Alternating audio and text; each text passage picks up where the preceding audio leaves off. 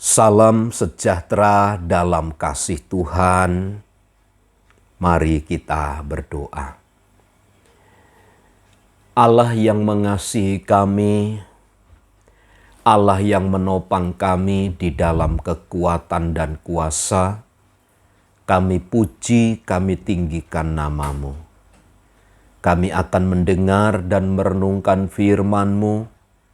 Kuasailah hati dan pikiran kami. Di dalam nama Tuhan Yesus. Amin. Amsal 21 ayat yang ke-10. Alkitab berkata demikian. Hati orang fasik mengingini kejahatan, dan ia tidak menaruh belas kasihan kepada sesamanya. Apa yang dikatakan oleh Injil Matius tentang hati? Amsal juga menulis bahwa hati itu adalah pusat kehidupan kita. Dari dalam hati ini bisa memancar aliran-aliran air yang baik, tetapi juga bisa memancar aliran-aliran air yang jahat atau tidak baik.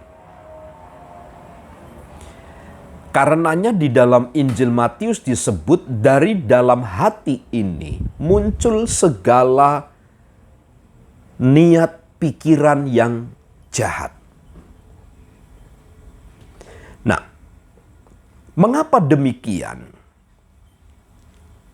Sebab manusia itu telah terkontaminasi oleh dosa dan kesalahan. Jadi hasil yang dikeluarkan oleh manusia yang berasal dari dalam hati itu juga merupakan sebuah kejahatan. Karena motivasinya adalah untuk merugikan orang lain dan menguntungkan diri sendiri. Jelas apa yang dikatakan oleh Salomo, hati orang fasik mengingini kejahatan. Orang fasik yang dikejar, yang dicari adalah hanya kejahatan, bukan yang lain. Sebab inisiatif yang muncul dari orang-orang fasik yang berasal dari dalam hati itu, yang mereka inginkan adalah bagaimana menghasilkan kejahatan. Bagaimana kejahatan itu bisa dilaksanakan dengan sempurna, dengan cara yang baik. Itu adalah rancangan-rancangan orang fasik di dalam hati mereka. Karenanya hati orang fasik itu selalu membuahkan kejahatan. Tidak ada yang baik. Bagaimana agar saya mendapatkan keuntungan, tetapi dengan cara memakai tangan orang lain, menghancurkan orang lain. Itu adalah ciri khas dari orang-orang fasik. Dan memang yang diinginkan, yang terbersit di dalam hatinya adalah hanya keinginan yang mendatangkan kejahatan semata. Dan ia tidak menaruh belas kasihan kepada sesamanya. Orang fasik sama sekali tidak menaruh belas kasihan. Dengan kata lain, dia menjadi orang raja tega. Dia tidak peduli orang itu lemah. Dia tidak peduli orang itu membutuhkan. Ia tidak peduli orang itu butuh tumpangan.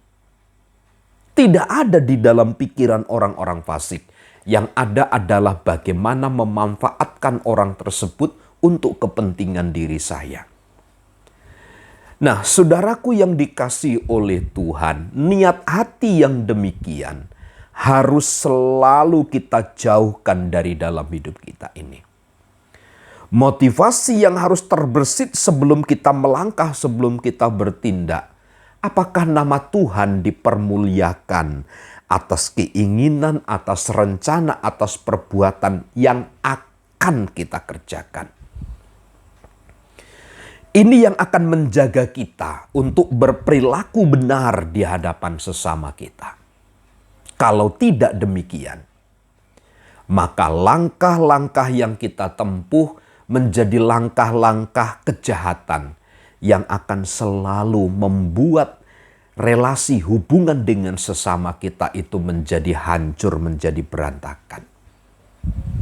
Sekali lagi sebagai orang percaya, mari kita bangun kehidupan kita ini dari dalam hati ini. Memiliki motivasi yang benar, memiliki motivasi untuk membangun kesejahteraan bersama, bukan hanya untuk meraup keuntungan sebesar-besarnya demi dan untuk kepentingan pribadi. Kita rela menindas orang lain. Kita rela berbuat jahat bagi orang lain.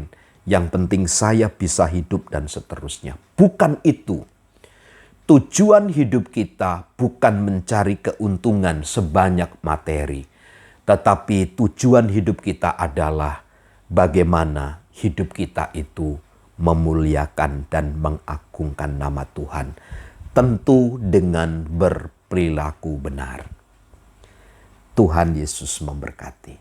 Amin.